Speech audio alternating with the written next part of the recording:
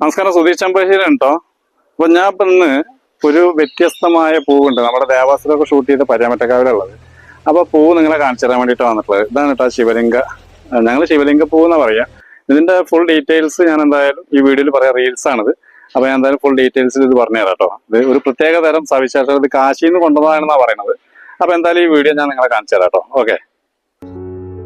ഉഷ്ണമേഖല മഴക്കാടുകളിൽ കാണുന്ന ഒരിനം വൃക്ഷമാണ് നാഗലിംഗം. ഇതിന് കൈലാസപതി എന്നും പേരുണ്ട്. സംസ്കൃതത്തിൽ നാഗപുഷ്പമെന്നും, തമിഴിൽ നാഗലിംഗം, ഹിന്ദിയിൽ നാഗലിംഗ, തെലുങ്കിൽ കോടിലിംഗാലു, മറാഠിയിൽ ശിവലിംഗ എന്നീ പേരുകളിൽ അറിയപ്പെടുന്നു.